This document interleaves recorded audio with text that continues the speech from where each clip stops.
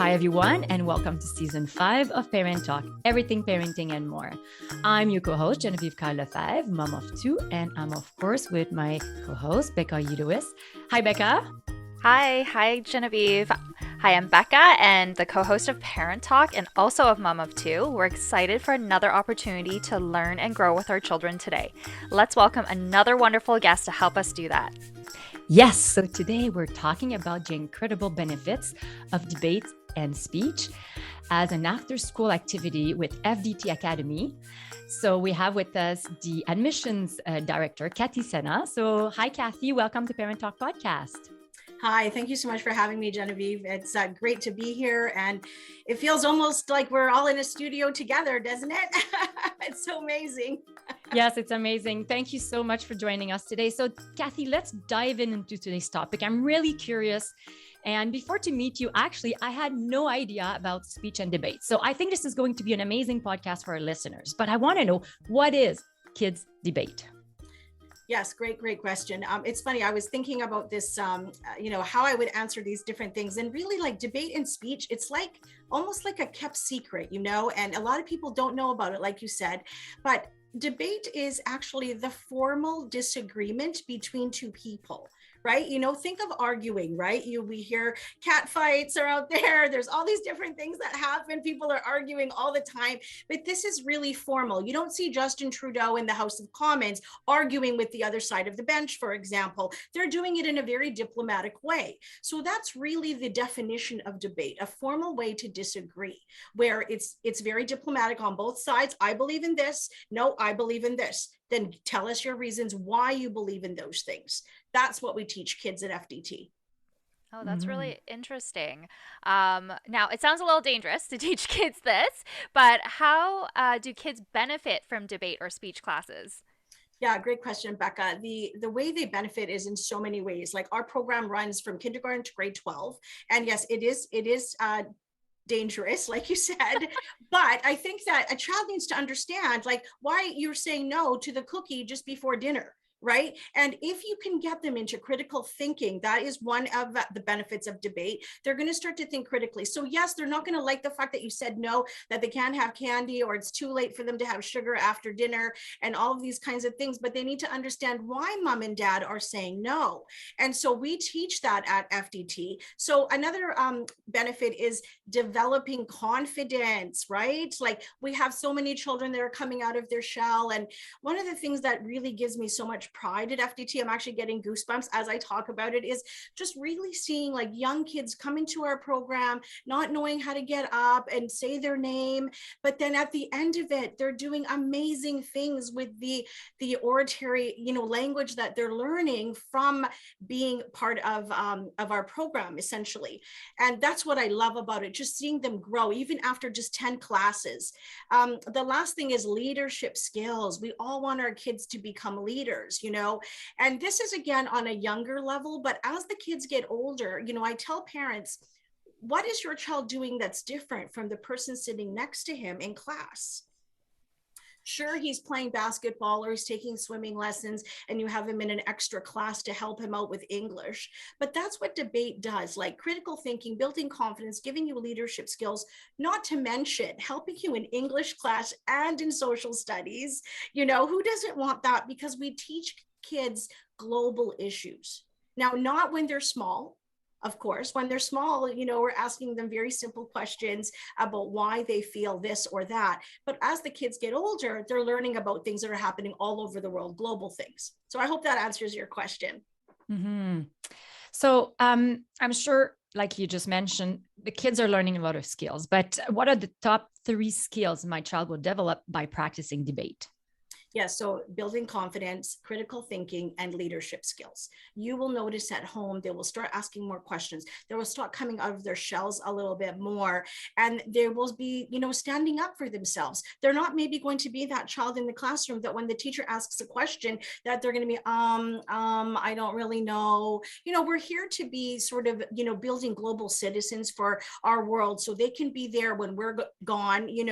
That is a reality. Sadly, we will be gone. So I just want to know that my children are being raised properly and in a way that, speaking and oratorical skills are a lifetime of skills, Genevieve. And this is something we have to take with us for the rest of our lives. You might not, go to that math equation or that algebra equation that you learned last week, but speaking is so important in our lives. Look at us today, podcasts, presentations, being on TV, how to do an interview, applying for university. It really is in all facets of our lives.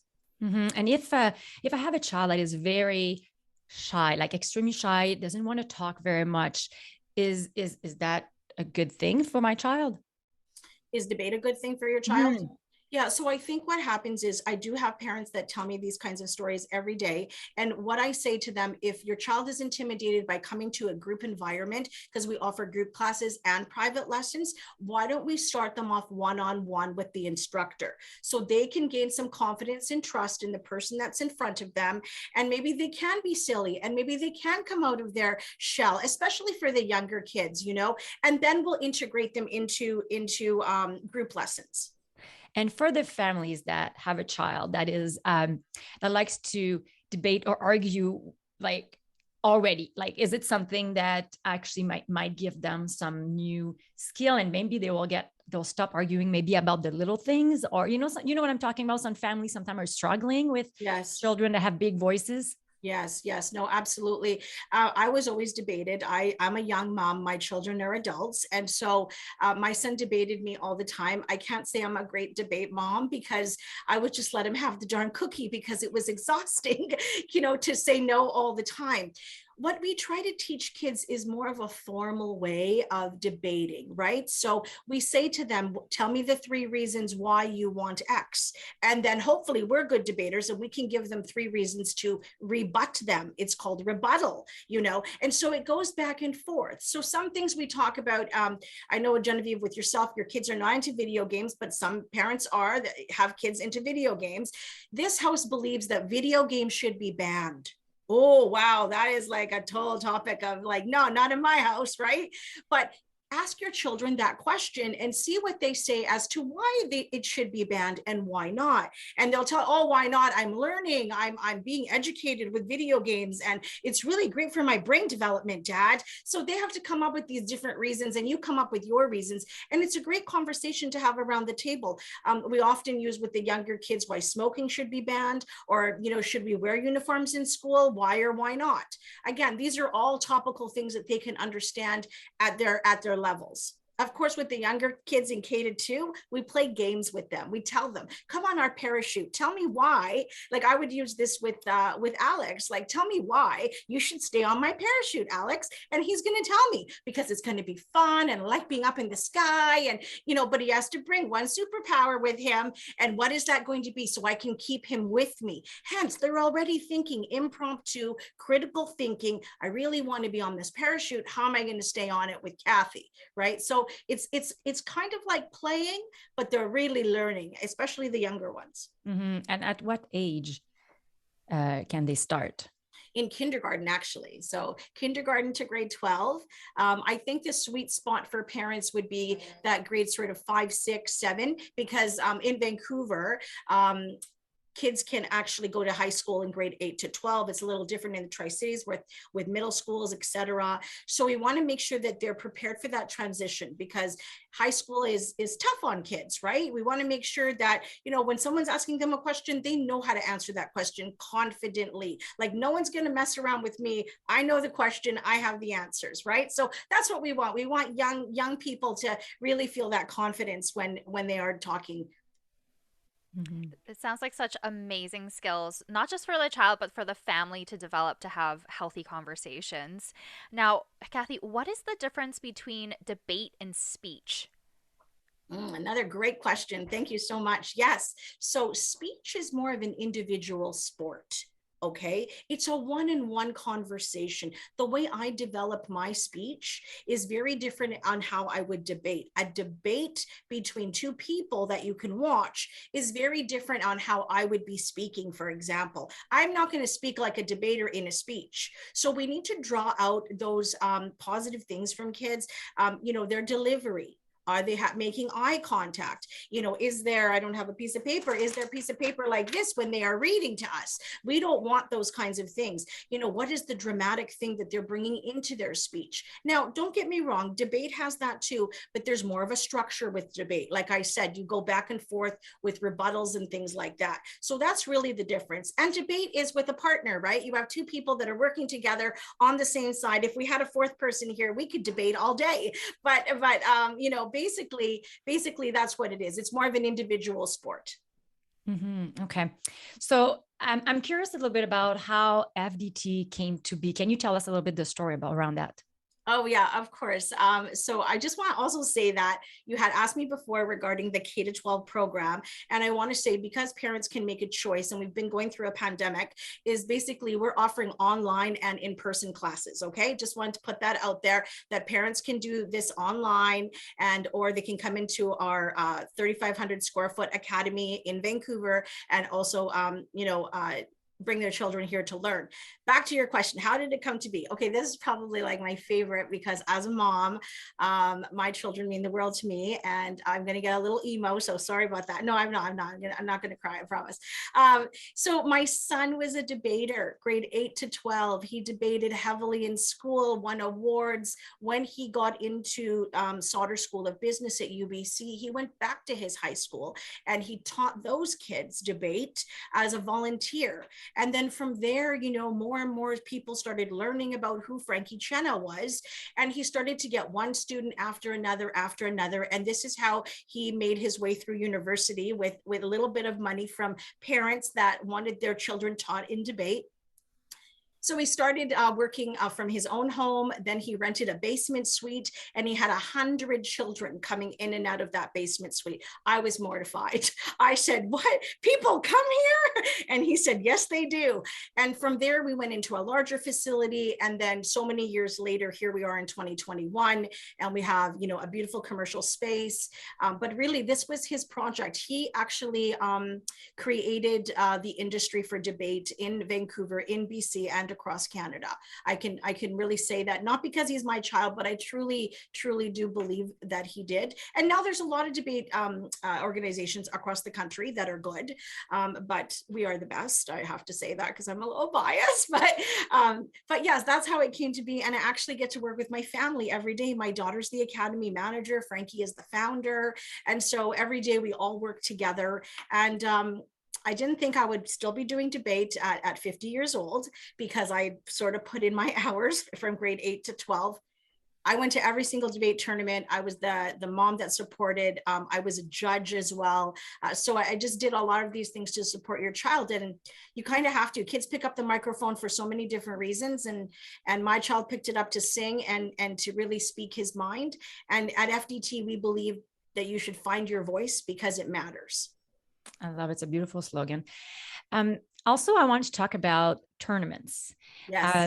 I think that's very interesting that there's some tournaments debate, not only in Canada, but all over the world, right? Yes. Yes. And even in French, Genevieve, they have them in French as well, actually. And some of our own kids that French is not their native language, they have won in French tournaments across the country. So that's, even Quebec did not win, and we ended up winning. So that's a good little props for us. So kids can start joining tournaments as early as in grade 4. We have elementary school tournaments for kids in grade 4 to 7, as well in grade 8 to 12. And you can join tournaments for fun, just to hone your skills.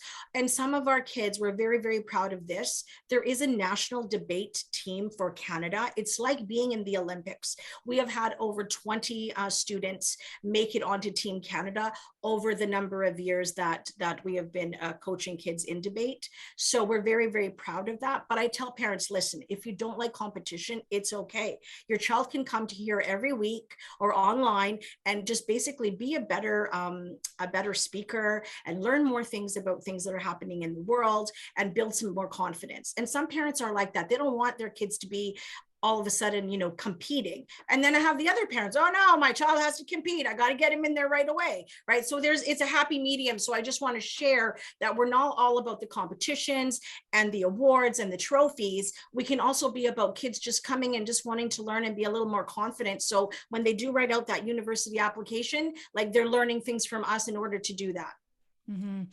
Can you tell me, or can you give me an example of what happened actually in those debate Oh, sure. Yeah, of tournaments? course. Yeah. What Mhm. happens in the debates, like when we are at a tournament or Mhm. just, yeah. So basically the kids all come online like we are here. There's hundreds of them on Zoom. They go into different breakout rooms.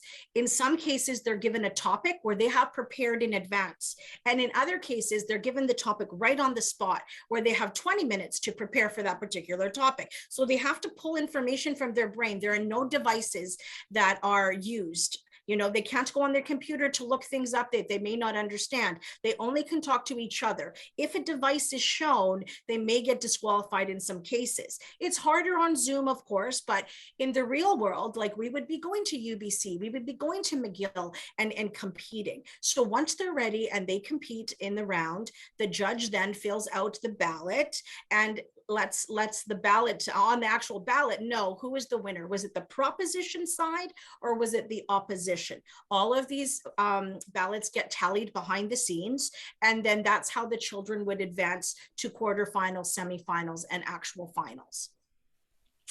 It sounds very interesting and it sounds very exciting for me that I love to speak, so, but I had no idea that existed when I was younger. So I have talked actually to a few friends of mine, same age group, that has done this. So I know it's not a new thing and it was done in different variation or different ways, but this is something I would have been definitely interested to as a young adult or even as a child. I think that's something. Yes, and it is in universities as well. Actually, Becca's son Ryan is going to be joining us hopefully this weekend for a trial class. We have free trial classes for kids, and another gentleman that we know in the Tri-Cities, his son has come and visited us. But we have over 300 students, Genevieve and Becca. We're really proud of the growth that we've had even during this pandemic, and it does go to show you that parents really care about education. It's an investment. Debate and speech is an investment in your child. That's what I tell parents. We're not the least expensive, we're not the most expensive, but it is definitely in the middle somewhere. Yeah. Okay. So if our listeners wants to do a free trial, Cathy, so yes, what do they do to get in contact with you? I know we can find you on our panel of expert at parenttalk.ca, but where else can we find you and how can they get in contact with you about that free trial? Yes, absolutely. So on our website, it says register here. It's www.fdtacademy.com, and everything is there. My contact information, it's my phone number that they can reach. So I don't need to sort of share all that, but www.fdtacademy.com. Click on register here, and we are doing the free trial for all of November as well, and future. So we look forward to getting new parents, and hopefully they can tell us that they heard about us on Parent Talk, and then I'll be sending referrals your way. That's good. That's good. So that concludes today's episode, ladies. So Becca and I would like to thank you, Cathy, for taking the time to be here and bringing so much value to all of us parents, helping us grow, and of course, be the best parents we can be. Yes, absolutely. It's been such a pleasure. I have been looking forward to this for so long, and I do watch the podcasts that are of interest to me, because even though I don't have littles, there are a lot of things that I still want to learn about because my friends have small children, and I really, really appreciate being here, and it's been an honor, and thank you so much. Thank you, Cathy. So for our listeners, if you have a question or you would like to join us on our show as a guest or as an expert, please visit the Contact Us section on our website at parenttalk.ca. Follow us on Instagram, Facebook, and now also on YouTube at Parent Talk TV. So you can see us now. This is great. So of course, you can always subscribe directly to this podcast on our website at parenttalk.ca. We hope you enjoyed today's episode, and we're inviting you to share it on your social media. As we all know, ladies, parenting can be hard sometimes. So remember, it's important to laugh, keep learning, cherish your village, and be true to yourself. So thank you for joining us today, and have a great week. Bye, everyone. Bye.